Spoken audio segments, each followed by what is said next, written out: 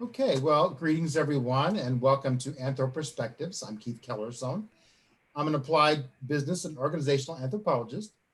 Today I have with me Dr. Jill Burkholder, who's also an applied anthropologist and currently has her own consulting firm specializing in employee experience, specifically issues of diversity and gender.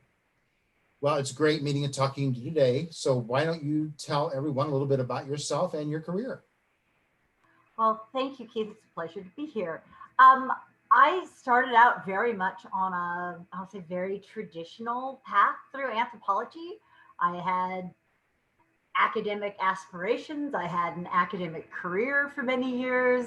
I did not get into it to be a particularly applied anthropologist, but as I first finished my degrees, found work in applied archaeology, which when I was the first woman hired by the company, uh, Excellent. gave me great perspectives. Yeah, it gave me great perspectives on gender and Yeah, gender diversity I and would guess. Yeah. what it means to be the only one like you in the room sometimes. Uh-huh. And the longer that I was in that traditional academic career, the more I discovered that, where I could bring something to the equation, where I could bring something to the communities in which I lived was through applying what I know and know how to do, not necessarily through having a better syllabus for my linguistic anthropology class. Right, right. So about a year, I've done some consulting all along, and about a year and a half ago, sort of set out on my own to do this full time. Great. So how do you incorporate anthropology into your work? Um, I do it in a number of different ways. I think that when I'm working with clients in particular, what I advertise to clients is that anthropology provides a way to have a really both holistic and qualitative approach to Right, things. And often that is, and my target clients are really normally small to medium sized businesses. They're not big enough to run big analytical databases hmm. on where you're going to see these huge trends between for what's happening in the diversity of the company, where you're going to find the indicators of whether or not you're a really inclusive, really welcoming kind of place are going to be in people's attitudes, in the way people behave. And it's going to be expressed in some really small and subtle things that those big surveys often miss. Hmm. And that's what I love about that that part of the work, and being able to bring that to the work and being able to bring it to companies that wouldn't be able maybe to really implement some of these things if it weren't for somebody who took a smaller scale perspective. And I think anthropology, with our focus on smaller scale societies, Right. um, really helps Yes. that. Yeah. Right, we're not the sociologists who want to send out a 50,000 person survey. I want Right, I want to sit down and do several dozen interviews. right, right. And then you have so much data that it's very hard to narrow it down and get what is the meaning behind this big, huge data set. And then of course you'll have people ask, well, did we survey enough people? I mean, is this going to be statistically significant? Well, if you're surveying Well, if you've only 50,000 got 50 people, people in your company. right, right. If you're surveying 50,000 people out of 5 million, I don't know if you're going to get to statistical significance there. So No. yeah. Yeah, so it's a completely different sort of scale of operations Yep. that was really suited to small and medium-sized businesses. And though we've seen a rise in really big companies in the last 10, 20 years, most people still work for small and medium-sized businesses. There's still 90, 95%, something like that, of the businesses that are out there. So if we're going to crack this thing about making work a more inclusive and more diverse place to be, and a happier place to be for more people, it's going to be from doing it with small and medium sized businesses. Yeah. So biggest impact is sort of where I'm working. Yeah. So. So you're writing for Forbes magazine now. Yes. That is great. And your most It's recent really article was exciting. entitled Anti-Racism and the Future of Diversity Programs. So tell us about that and tell us where you think companies are at right now in terms of diversity, equity, and inclusion efforts, and what are the barriers that need to be overcome to go further. Yeah, that article came out of, and so here's the nice thing. This is another good example, I think, of applying anthropology in what I do. This came out of basically a kind of market research that I was doing. I wanted to know what problems people were having and figure out how I could solve them better, right? And help them with them. Wanted to know, what were they doing? What had they tried? What was not working? What was it costing them? Right? To be able to help formulate a better solution. What I found and what I say in the article is that really falls into sort of three basic categories: the good, the bad, and the not existent. I talked to, at least some of the people I talked to said, oh, we don't do that here. And the we don't do that here was either because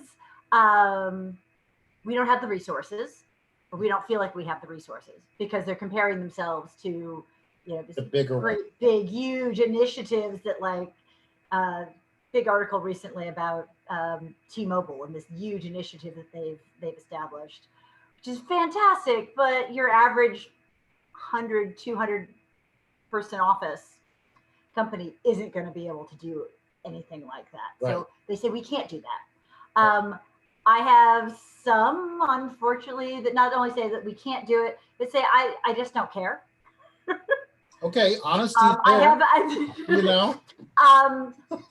I don't think it's a problem, right? Oh. So there's some that can't see the problem because they don't see the turnover, they don't see how it affects them particularly. Right. But the ones, and then the ones at the very bottom where they like, yeah, we don't give a damn about that. That's not my job.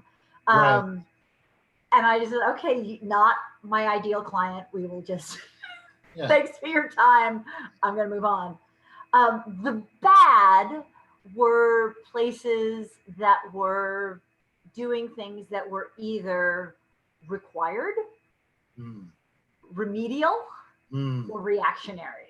So required, that is, we are going to do diversity. We're going to do diversity right, and you're all going to take this class, whether you want to or not. And of course, we all know that anytime anybody has ever said, do it whether you want to or not, a good number, some of us go, okay, cool, whatever. I've been longing for this. And the rest of us are going in with our arms crossed. And belligerent to not let this affect me or my work or anything else. You can't tell me what to do. The remedial, so when somebody has somehow failed or something has come up in there, there's been some kind of incident, there's been a report, someone said, I can't get along with my boss, my coworker, whatever, and the response is, okay, well, you bad worker are going to go to remedial training. Okay. You can see where that, like, roll the eyes. Because in a sense, it's required again, but just for that particular person. For required, not for everybody required, but required just for you because you especially because you were the bad one, right? Or it's reactionary. And I've worked at universities, but I've seen other places as well. Something bad happens. Right. Something makes the press. Something makes it to the supervisor's office. PR fire. Somebody releases a report. And things explode and people go, oh my gosh, we have to do something. Right. So quick, hire somebody, bring somebody in. We'll do a big event. We'll sit down. We'll talk about this. And you talk about it. You have the event. You have a great speaker. Some people walk away going, yay, I feel so energized. And within a week, it's all off the table again. Right. And we're done with it until the next incident. Right. And I'm sure many of us have been in places that have seen that cycle over and over and over again. Right. There's not much ability to sustain things. The other part of the bad is that there's people who are trying to do it and are not doing it very well because they are not giving it the resources they need. They are not giving the people who are running the programs enough ability to make changes, right? Oh, Because this isn't right. just about teaching people to be aware of human diversity. This is about also changing policies and practices and procedures so And that culture. people feeling changing culture. Yeah. And if all we can do is talk about how there's different people out there and we don't have power to change anything, then we don't get anywhere. And you see companies take the first person of color they can find and rope into it and say, hey, you're a Black person. Why don't you be in charge of this? You're Asian. Why don't you be in charge of this? And that puts And an you take unnecessary somebody burden on them. It puts an unnecessary burden on them, and it often takes somebody out of a job that they're really good at, Yeah. right?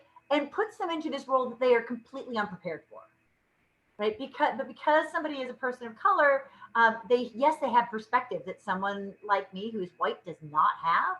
Correct. But that doesn't mean that they know much about organizations and organizational change and culture change and managing anything else, bringing in help to train or retrain or think about things or strategize about things. You were maybe you were a salesperson, or you were Right. you were a developer of some kind. If there's resistance in the culture to that kind of change, they're not going to listen to somebody from an underrepresented group, right? And they're not going to listen to somebody who just came from IT. Right, exactly. What do you know? Right. Right. And the answer what is, do you know 10 times over, Yeah, exactly. So it puts undue pressure on people and it puts them in positions where they're set up to fail. Right. Because they don't have resources, they don't have preparation, and they don't have any authority. Oh. So they set up programs that are doomed to failure, and it can become a self-fulfilling prophecy because look, we did it, we tried it, it didn't work. We tried it, didn't work. Right. And 5 years from now, when they talked about it again, they say, well, we tried that and it didn't work. Right. We tried it, it didn't work. I talked to one company, they had a great program. They did this huge development over the course of a year. It was really successful. And then they realized they hadn't thought about what the second year was going to look like. So they just dropped it. Like, no. You could, all right, I got it. You dropped it. And the people who are doing it really well are often big companies who can throw resources at it, who can hire the best people, who can recruit and look nationwide for really top talent and really well prepared people of many colors and many experiences. But the average company doesn't have that opportunity, right? I'm looking mostly at local folks because nobody is going to, if I'm in the middle of somewhere in Arkansas, nobody's going to relocate from Chicago to come do something for me here in Arkansas. Right. So I have to find a solution that works for me here with the people that I've got here. Yep. And what I told people was, one, I think we have to consider what your resources really are. Right. Because if you're a tech company, like we have a lot of here in Seattle, tech companies tell me they spend somewhere between 70 and 150% of a person's salary if they have to recruit and replace them. So if your culture is great and it saves you from hiring even one person a year, right? You retain one more person than usual.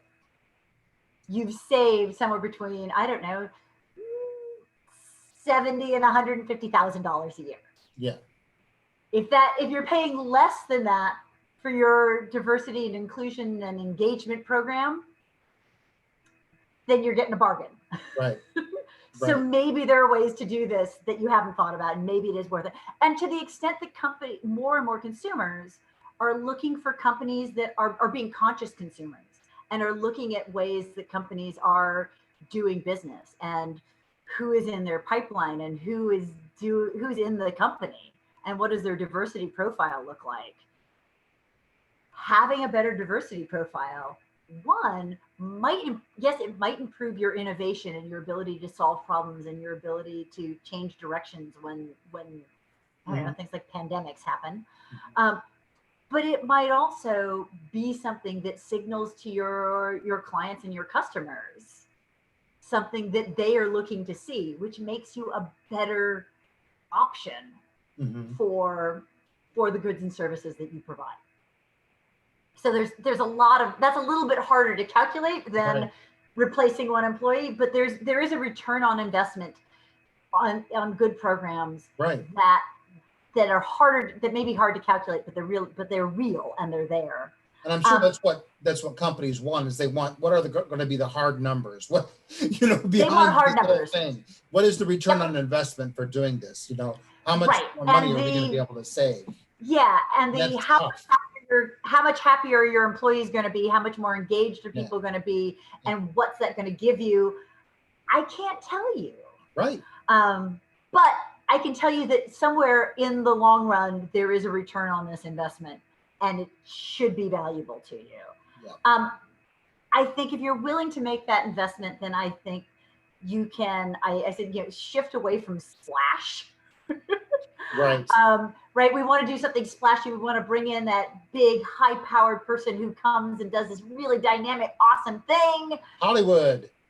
Hollywood. And I am a sucker for a good workshop. Right. I'm totally a sucker for a good workshop. Right. But I would much rather have somebody who's going to come in on a regular basis and know that I'm going to like get to work on this again next month, and I'm going to get to work on this again, and I'm going to get to work on this again, and we're going to keep moving forward rather than that one day a year. Let's have a flashy speaker come in and we'll all have pastry and coffee and feel fancy. Mm-hmm, mm-hmm. And then it'll be forgotten. Then what? And then Right. nothing will And change. then, right. And then nothing. Right. So move away from splash. I like to refer to it as you can plan a series of fortunate events. Right.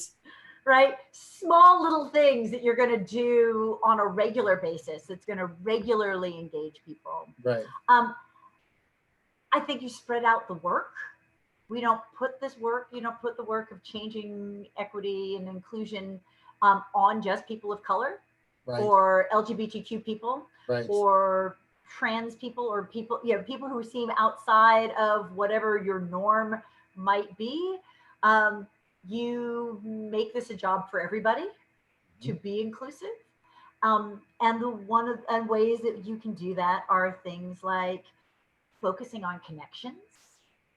Mm-hmm. So some of the work, the positive psychology work that's been done around this, things that were intended to help people connect really originally as romantic partners. That's why someone was testing it. Turns out to break down barriers across races. Interesting. Without ever talking about race.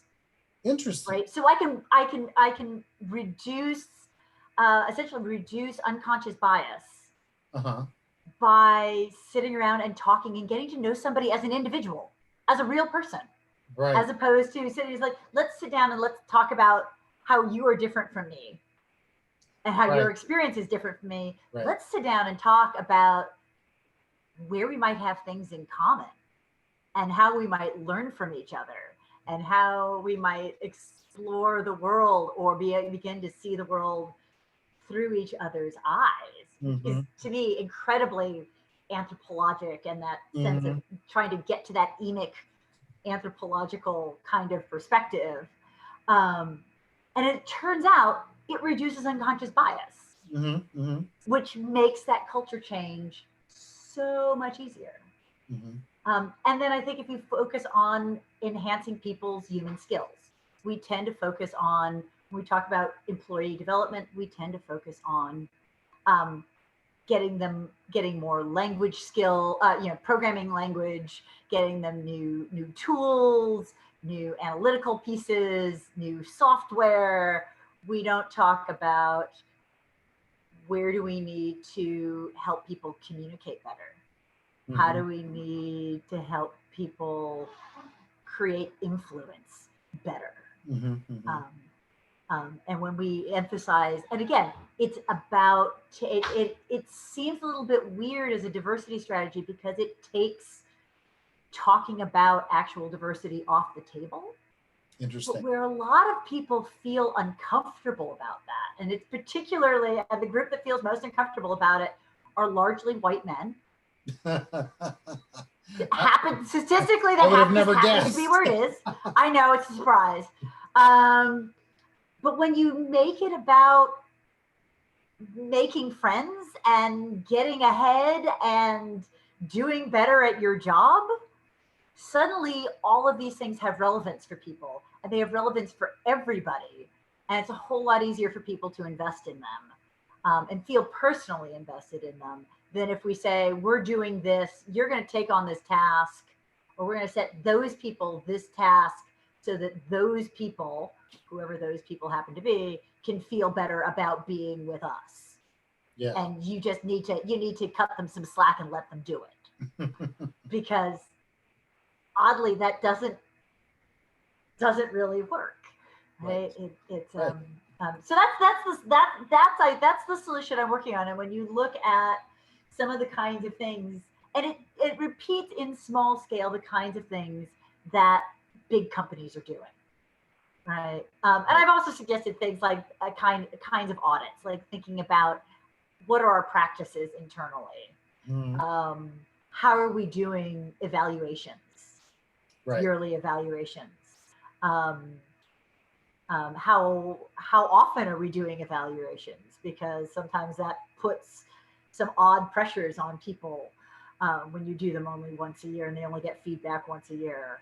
Mhm. How do we source the things that we do? Who are our external accountants, recruiters, uh, bankers, payment specialists? What companies are we using, and could we be partnering with more diverse agencies?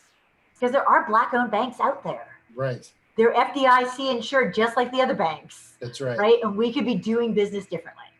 Yeah. Right. So to look at all of those internal things too, and how we can use our services and things to do good in the world. There's a whole bunch of things that we can do. The bigger companies are doing, and small companies can do them too. Maybe they just need a little help, and there's help here. Yeah, we're here to help. We're here to help. Yeah, I'm curious about, you were kind of talking about some amount of training programs and required ones. And of course, so many companies, they approach it from the perspective of a legal perspective. Like, it's harassment avoidance, it's equal opportunity, that sort of thing. It's, some equity here and there. But I also wonder too, how much of it is just, really, they should all take an anthropology class. Because like from the first anthropology class I've ever taken, the first things you learn: race and racism, gender and sexuality, on and on, all those underrepresented groups and differing groups and things like that. We learn those social constructs and all those things first thing. And I'm just thinking, gosh, if maybe we could just put every employee through an anthropology class, it would help so much. But of course, there's still going to be some that resist, but I'm willing to go out and offer intro anthro. I'll teach it as intro anthro if that's what it takes. But yeah, I sit through class. I sit through strategy sessions and all sorts of things, and I hear these things. And they're like, "Well, nobody ever taught us this," and I'm like, I taught your freshman class, and it's exactly what I taught. And why weren't you listening to me? Right. Understand, right? But it isn't until and here's the thing, and this is the problem. Like, hindsight is brilliant, right? Right. It's when we get out into the world and we realize that not everybody knows what we know. Not everybody knows, but also that like those things that we weren't maybe told what we needed to know, right? We bring students in now to colleges. And I've got a teen who's applying to colleges now, so I'm seeing this play out. About, well, what's your career, and how are you going to advance your career, and what courses do you need to get the job and to be well prepared for this job and to set you up for the internship and the this and the that and the other. um, without and being with very narrow focus. Mm-hmm. But that's Right. And dangerous, so right? I get students, and even when, so you get classes at colleges, universities that say you have to take this breadth requirement. Yeah. And students get to that breadth requirement and are like, yeah, but you're outside of my major and I really don't want to have to. Exactly. Right. Please Right. don't make me think about this. I really just want to focus on supply chain management, accounting, Right. Right. Yeah. What does anthropology have to do analytical with anything? chemistry, whatever. Yeah. Yeah, none of that. I'm not sure. I don't understand how this is relevant. And it Right. isn't until we get to where it's relevant That and we we have think, to deal oh, with the right. real world Yeah. that we go, oh, wait, I don't remember. I didn't know any of this. And I think that's the other thing about anthropology that's been really helpful and really useful, and that students occasionally, when it clicks with them, find really useful. And that is that there's a lot of work in anthropology that's about kinds of pattern recognition, right? Understanding Absolutely. that there are patterns to the ways things tend to play out. Mm-hmm. Yes, all cultures are unique, but there's some things that often repeat. And so when I talk with people about doing awareness raising work about the history of race and racism, and it takes them a while, but they realize, like, wait, we treated enslaved Africans horribly. Mm-hmm. We treated Native Americans horribly. Yeah. We treated the Californios and the people where we drew the lines, the borders, and made Mexicans into Americans, and then we treated them poorly. And then Mm-hmm. we treated Asian immigrants poorly. Like, Right. wait a minute, Mm-hmm. there's a pattern here. That's right. There is. Yep. Right? And I tell them, it's like, yeah, I'm an archaeologist. I haven't gotten to sterile soil where I haven't learned anything new, but man, even to me, dirt looks like dirt. Right. The same problems over and over and over again, caused by the same attitudes, the same values, the same outlooks to problems, which are what culture really are. Yep. Right? The things we value, the ways that we go about solving problems. Um, so it's a very, there's a very anthropological take on all of these things that I think is useful. And this is another theme that I tend to repeat throughout these interviews I'm doing, is that a lot of companies and a lot of people in leadership positions in companies don't even know what anthropology is. So they don't know how it can help them, especially like in programs like diversity and inclusion, which, as anthropologists, we should be just like nailing it in every company with our anthropology background. And, and other things like cultural change and, that sort of thing. There's a ton of things. And I said in one of my interviews, if a lot of company leaders knew what anthropology entails, that magic person that they're looking for to hire is probably an anthropologist, and they just don't know it. Just don't know it. Right. Yeah, I had an amazing conversation. I do some work with the Pacific Northwest Organizational Development Network, Mm-hmm. and I was having a conversation with our president, whose dad was one of the big minds in the development of organizational development as a field. And he and I had this conversation. He said, "Wait, you're an anthropologist." My dad based a lot of what he did on anthropology. And I'm like, yeah, I know, because like you call it different. I'm still working on translating things. Right. But yeah, the things that you talk about, I totally recognize from anthropology. I sit there, I go to our meetings, and I go like, oh, that's what you call that. Mm-hmm, mm-hmm. Oh, you've changed the name of that. Okay, I know what that is. Right. Well, that's it. That's the Sapir-Whorf hypothesis. Yeah, I know that. Oh, God. I could talk about diversity, inclusion, and business and companies all day long. But I do want to ask you about your international program management experience as well, because you've done work between the US, Peru, and Mexico. Yes. And if you can tell us about some of the insights you've gained there in organizational behavior or culture that other people might, hey, I might learn something here. Might learn something here. What I discovered, so I want to be clear, but like I worked in programs that went between the U.S. and Mexico and the U.S. and Peru. There was never a Right, three-way right, right. organization. That would have been interesting. Yeah, would That would have been really interesting. I'm not sure how. Uh, what have. I discovered, a couple of things that I discovered. One of them I think gets hyped a lot, and that is that these things happen at a different pace, particularly in Peru, where a lot of the country outside of Lima and a few other big cities, things are really rural. Yeah, And there aren't easy ways to get around. And I remember going out to a job site, and I didn't know what we were going to do because the local workers were supposed to meet us at a certain time, and we got to a certain point on the road, and there was no more road. So yeah, you just have to go back the way you came uh-huh, and find another road and find a place to cross the river where there is no bridge. right, But your car can probably get across, and then you can and come up the other, and eventually you get there. But the idea that like where an American company would often think like, no, you have to be there at 8, and right, if you're not there on time, then you're not doing things right. right. So there are reasons, and I find that if you're out in rural Mexico, that is also true.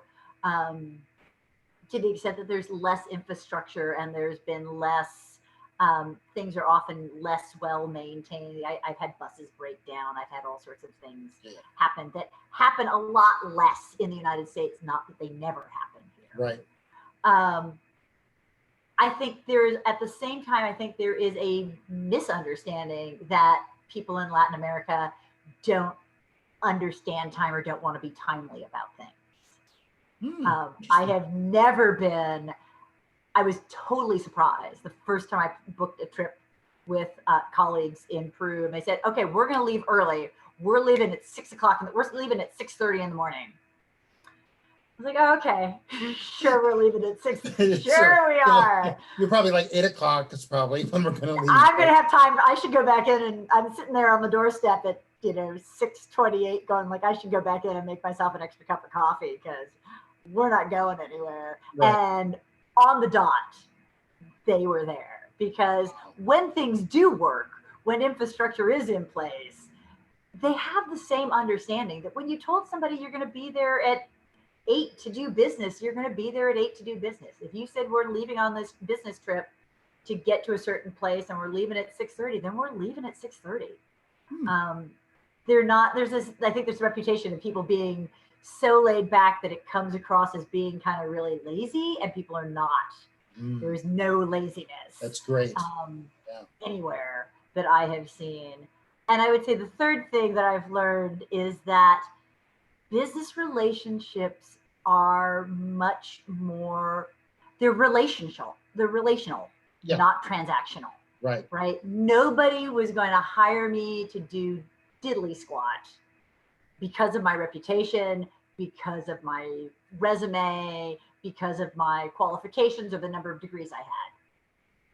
They were going to hire me to do something or engage in a project with me because I had sat down and ate with them, and I drank with them, and I hung out with them, and I came to their kid's birthday party and danced and did whatever. And once we get through all of that and you decide that I'm an okay person, Right. then now we can talk about how we're going to do a project together, how we're going to do business together.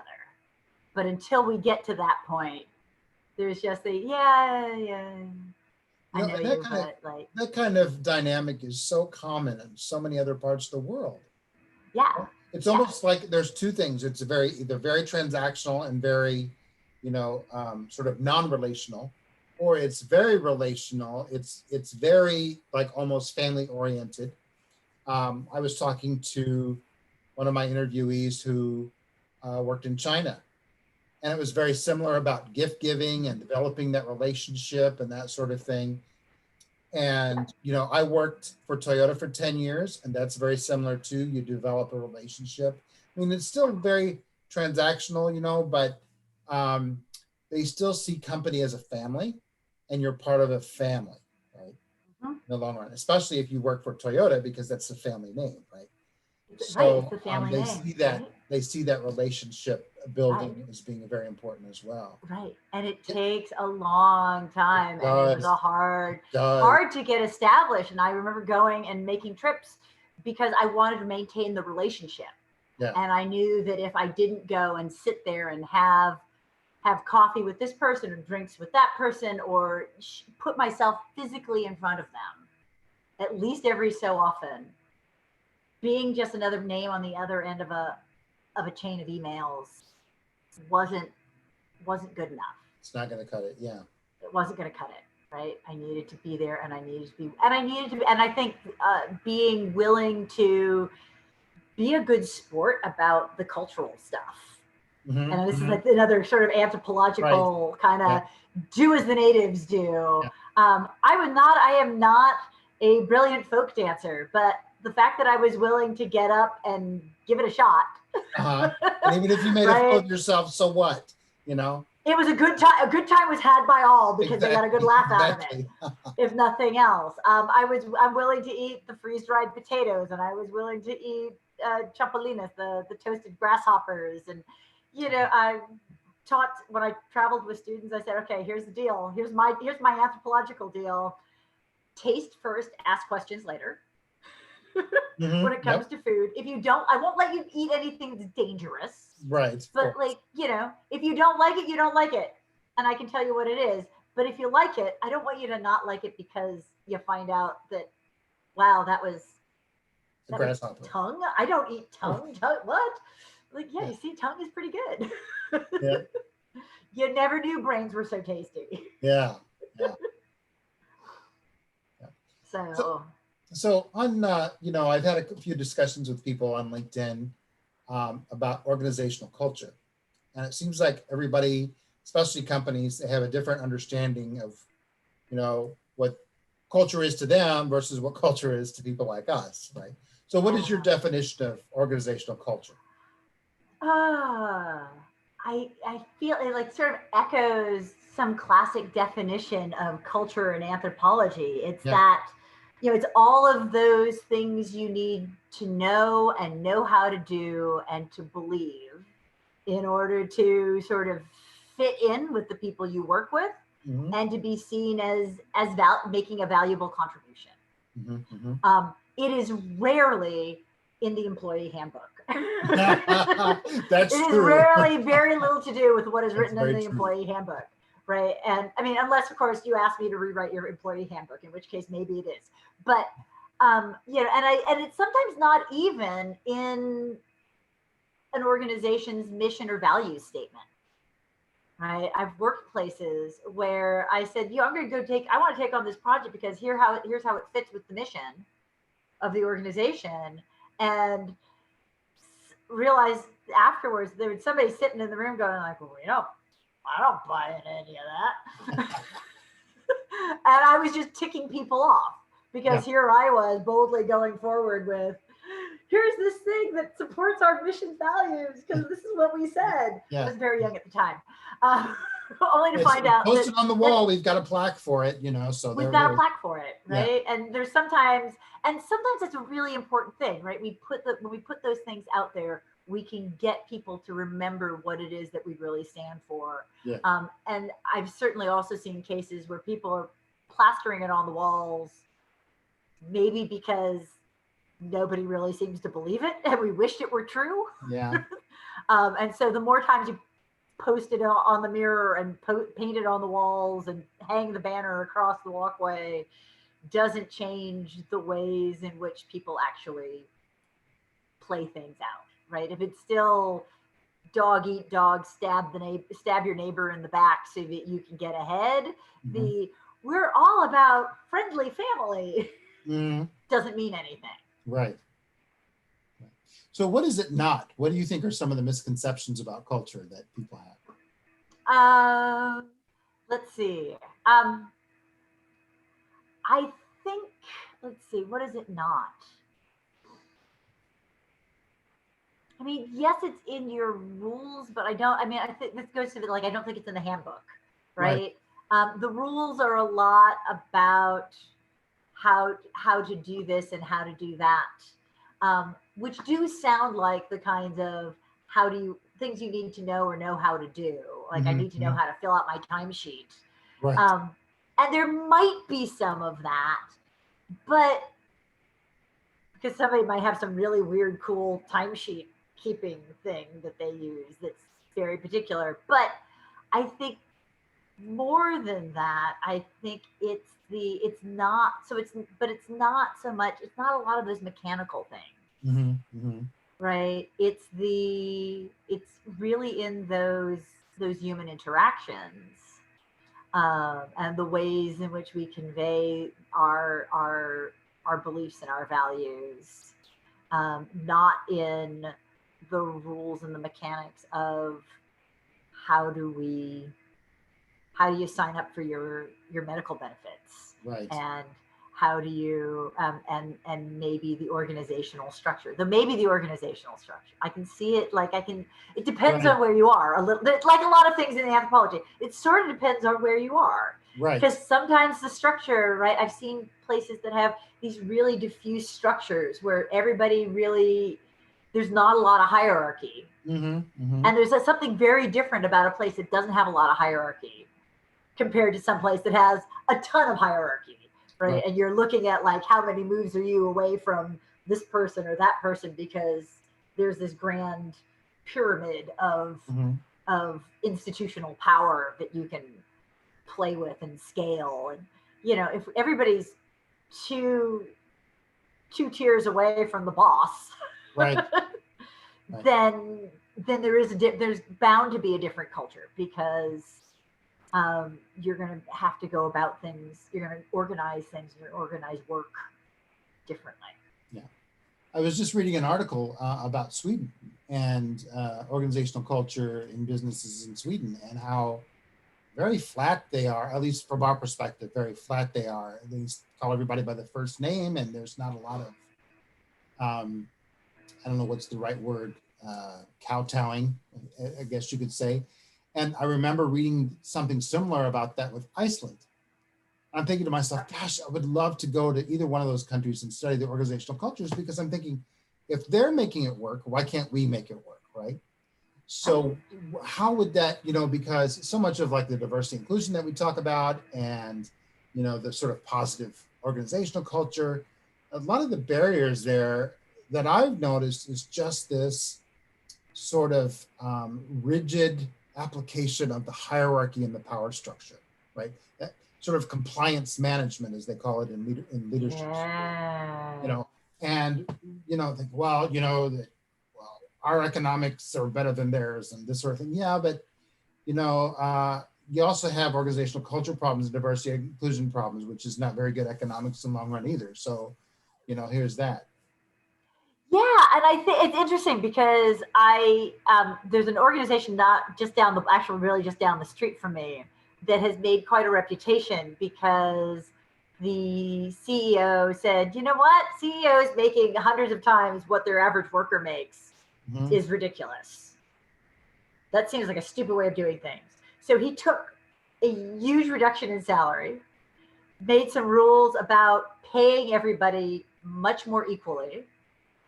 So I mean, he's still earning a lot more than the baseline employees, but he's only earning 2 or 3 times what a base employee earns, and the base employee earns a living wage Mm. for the area, right? Mm-hmm. So the amount of hierarchy between those, suddenly you're a lot more equal, Yeah. right? Yeah. And the bot and yes, it's true of a lot of tech companies. We don't have to dress up anymore, and we don't. Nobody has to, like, Yeah. Right. right? You don't have Bring to your have the dog to better work, suit. and yeah. You can bring your dog to work. You Yeah. can you can run to work, bike to work. You don't have to change. All sorts of things that are very much more casual out here on the West Coast, nowadays than maybe they used to be. But this lack of financial structure, Mm-hmm. or that flattening of that financial structure voluntarily did a lot to change the way things operate. And I think that diffused um, model of not very many steps of hierarchy and lots of breadth, right, really allows a lot of places, I think, to be very. We talk a lot about hear a lot about in uh, business management, agile. We want to be agile. Right. We want to be lean, and we want to be lean and agile. Absolutely right. Lean and agile. Yeah. But when you look at how you create what successfully creates organizational change, when you give people the power to go out and change things and run little experiments and see if it works, and if it works, let's do it everywhere. But you can do it over here. You can do it in this space over here, and it's not gonna be this huge power down thing where somebody at the top said, hey, we're going to do this and everybody's going to do it. Let's just try it, see if it works. If it works, great. If it doesn't work, thank you for doing the experiment. Failure is also a positive outcome. What else are we going to try? Reflect and see if we have to do something better and try again. Let's try something better. Yeah. What else can we do? And those flatter structures seem to have some ability to sustain that and accept that in ways that when you're going to get in trouble because you didn't obey the power hierarchy and you talked to the wrong person, right? Then ideas get squashed and innovation gets squashed, and it's much harder to initiate and sustain any change because it requires. Yeah. One place I worked, it almost got to a point where we almost had to ask permission to speak to someone in another group. Because they're like, well, it's man hours and it's time, and I'm thinking, yeah, but you're trying to build a team here, right? You have to have, come on. So, that's how we build a team. We build a team because you have to ask permission. Oh, okay, great. So, it's another story, but I won't go there. Right, but I could take 5 minutes and let me call Sam over in the next building, we can have this answer. Right. Or I can ask you to ask your boss to ask their boss to ask and get back to me, and next week I'll have an answer. Right. Oh, I've been there. To have to ask up my chain to ask down their chain if I can speak to somebody who's the other side of the cubicle wall from me. I mean, come on. So, yeah. And then they say, why would we have communication problems? I don't know. Just tough. Lean and agile. That's another good one. I think as far as, anthropology goes, we've always been agile. I mean, we've always been adaptable to change and that sort of thing, and having worked at Toyota, lean was a big deal at Toyota. It was like one of the biggest things, but at Toyota, it's different. Lean is a little different than the way American understanding of lean is. Lean means you eliminate redundant processes so that you can work on more sophisticated tasks. In the United States, lean means you eliminate the process altogether so you can get rid of people and save money on headcount. And, I'm thinking to myself, lean, what does that do to your culture if you're eliminating people's jobs, right? You'd want to talk about a sense of trust within your culture, but you're letting people go. And you want them to look at their own jobs and leanify it, right? So that they can, lean themselves out of a job. That's not going to be very positive for your culture, I think. Right. Exactly. Right. Right. I mean, but it made sense, thinking about ways it probably applied to my life as a professor, right? The idea that I did not have to be the person who learned how to work all the connections of the gadgets in the classroom. Right. Because my job was to be the content expert, not the tech person. Right. So let's let tech do the tech stuff. Mm-hmm. And when it doesn't work, I give them a call and say, hey, I don't know what's going on with the screen, won't come down, help. Right. Right, because my trying to read the manual and figure it out wasn't a good use of my time. Right. So what do you think are the top skills that anthropologists could bring to any company? Ooh, I think let's see. Did I write down a list? I thought I made myself a list. Um, Probably a long one. but no, I tried to keep it short because they're all, all so many things. I think that, and I like to try to keep the list short because when they get long, I just go on forever. Um, I think things that resonate with us when we've had a training in anthropology are treating problems holistically, Mm-hmm. as opposed to treating them based on this symptom or that symptom Mm-hmm. of a problem. Um, I think we have an emphasis again on that qualitative approach to understanding problems that I think then results in an orientation towards storytelling, Mm-hmm. which can be great if you're talking about connecting with audiences and things like marketing, right? Isn't that I see a natural lead into that in marketing. Um, I think we are great observers of human behavior.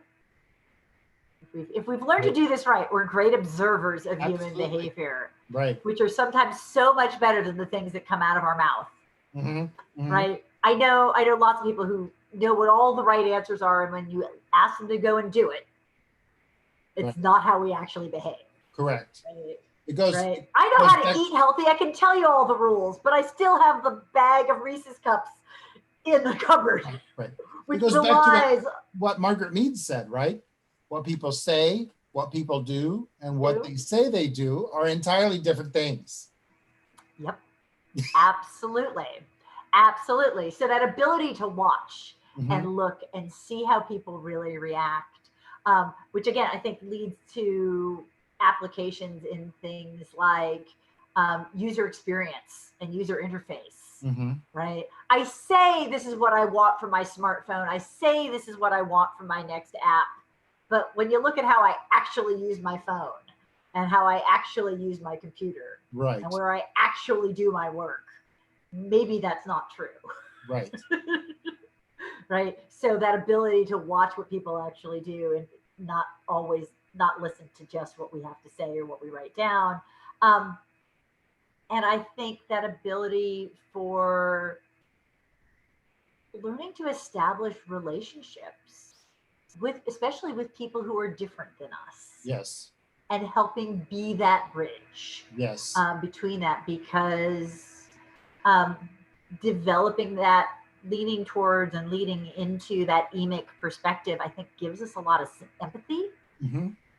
gives us a huge, gives us, I talked to somebody group last night, it's muscle, right? We talked about like, carer fatigue, and I said, yeah, empathy is a muscle, It is. right? You have to work it out, You or do. else you get fatigued and you get tired and I can't do it anymore. Mm-hmm. Mm-hmm. And anthropology trains you to do that, Mm-hmm.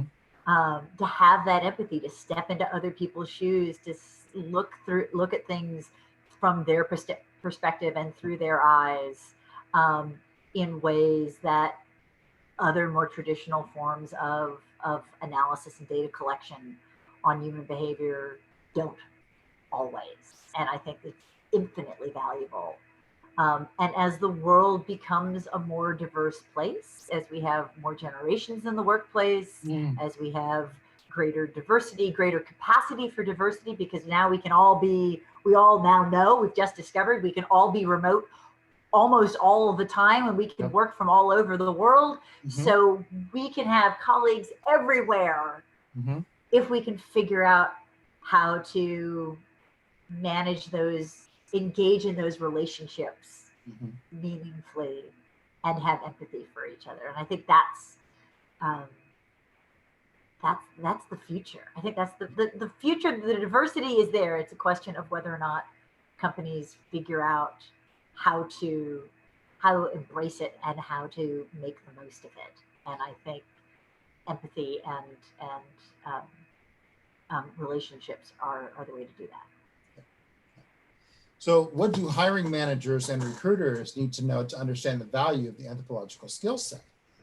Because so many times I've had conversations with people where, you apply to a job and they see anthropology on your resume and they have no idea what that has to do with the job, right? I had exactly that conversation with a recruiter, and somebody said, "Well, you want to work for this company?" Well, yeah, sure, let's talk. And there's like, yeah. So first of all, I have no idea what this degree is. I was like, anthropology? I was like, wait, and you're the recruiter, and you told me that, like, and you didn't think to look it up either. Right. Before we Exactly. talked. And you want me to explain it to you? Okay. We can spend Okay, time that's doing that. fine. That's Let's fine. do that. So I think there's two. I think things can happen on both sides of the coin here. Yeah. I think anthropologists, when we're trained, I think we need to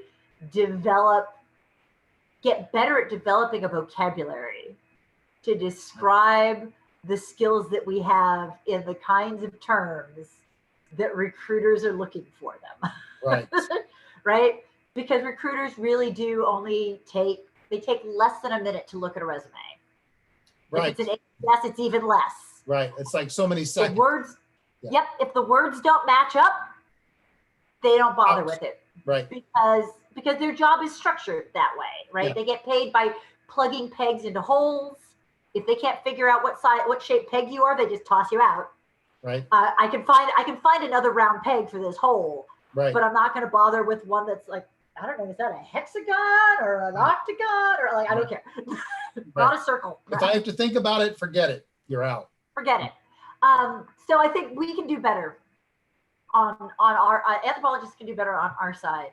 I think that people who are doing recruiting need to, and people who are writing the job descriptions, that's not the recruiter, I think need to think not only about technical skills,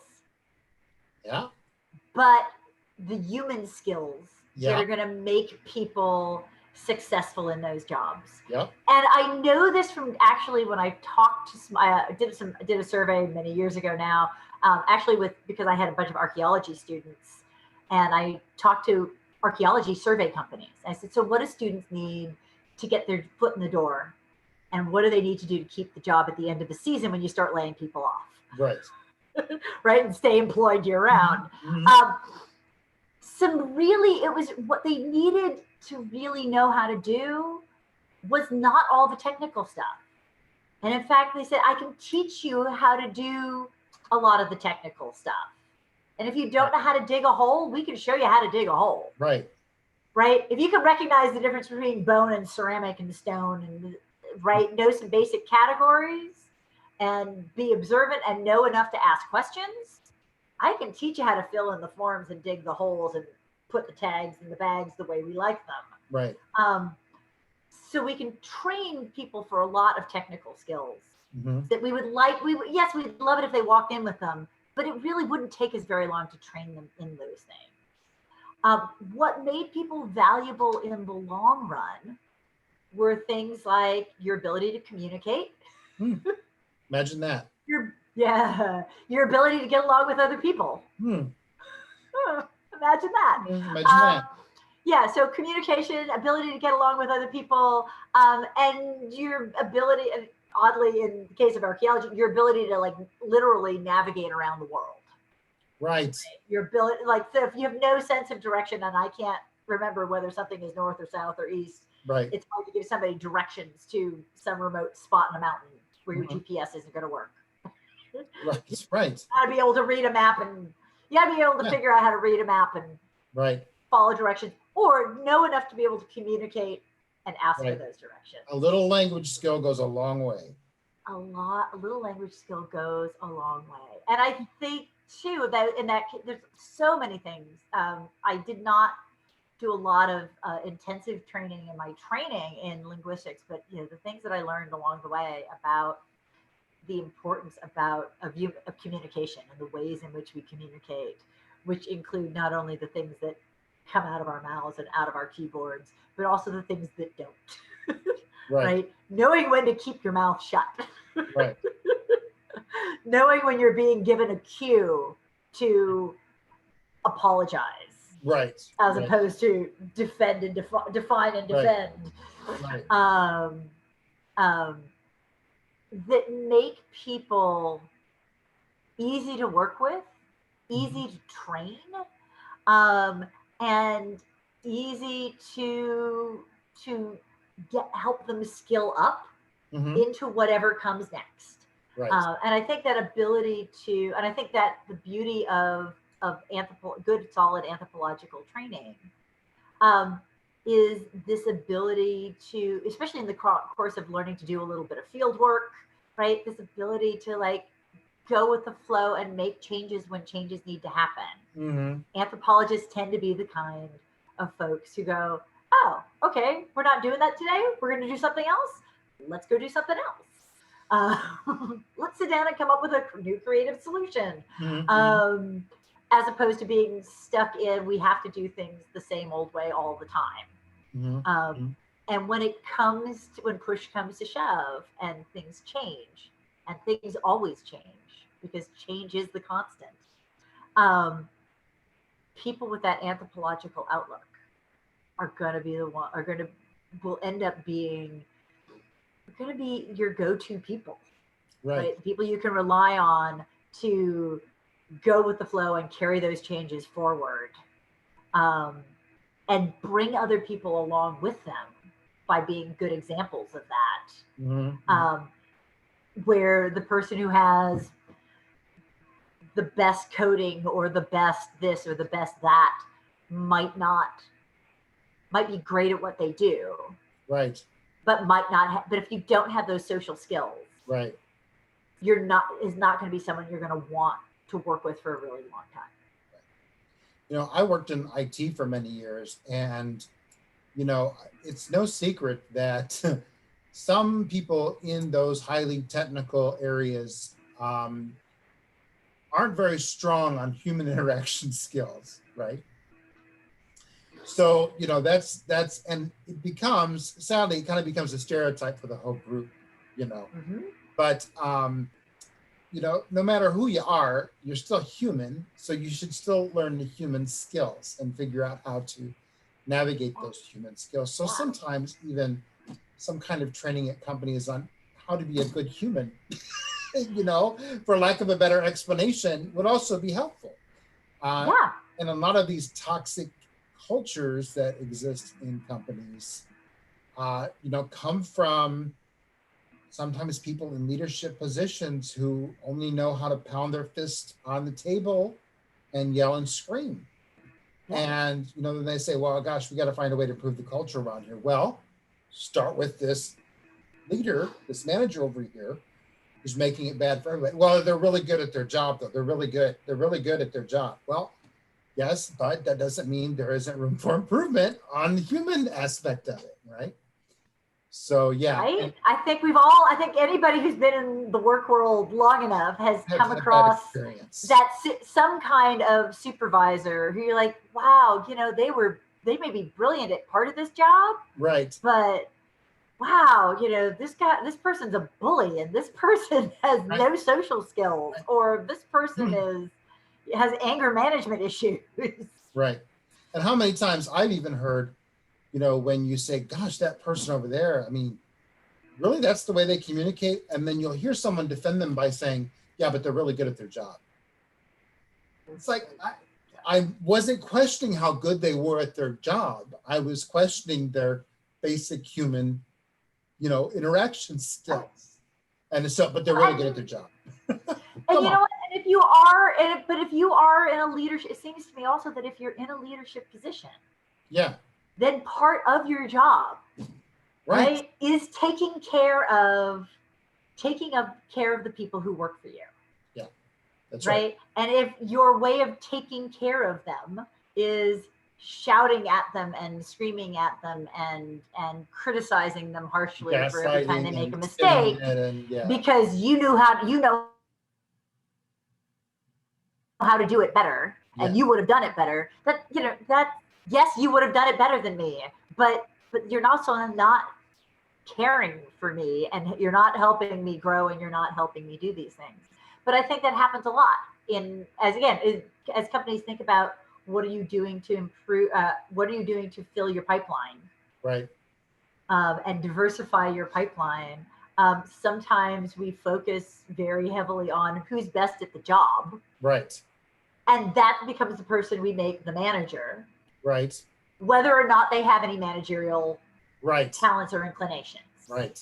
Right. So, but the person who's I keep going back to programming because I think of it as being really super technical, Yep. but the best accountant or the best programmer isn't necessarily the best person to lead a programming or accounting department Yep. full of programmers and accountants if they don't also have those human skills and those relational skills, and those team building collaborative skills.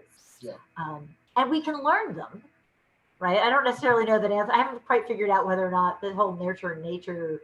I don't know if anthropologists are born or were made or we're a little bit of both, right? But we know that we can improve people's skills and we can improve those human skills. And if that's what companies are looking for, that's what they're craving. Mm-hmm. They want people to work better together and more cohesively and communicate better. The people to do that job are anthropologists. Yep, that's right. We're pros at it. We are. I mean, it comes from the first class from anthropology. Well, I tell you, that's all the questions I have for you. Is there anything else you want to add and share with everybody? Other than if you know somebody who is looking to improve their diversity programs, or otherwise want to work with me. I work with people also on building anti-racist allyship, both as individuals and across programs. If somebody's interested in working with me, they can find me at terrafirmacultural.com. That's Terrafirmacultural. I was never a spelling bee. I'll tell you what, I'll put a link in the comments to your. All right, terrafirmacultural.com, or at terrafirmacultural@gmail.com. They can reach out to me by email. I would love to hear from folks, and love to hear how I can help. Okay. Yeah, me too. Great. Well, thank you so much, Joe. I really appreciate your time today. Thank you so much. This has been great, Keith. Thanks. Bye now. Yep. Bye-bye.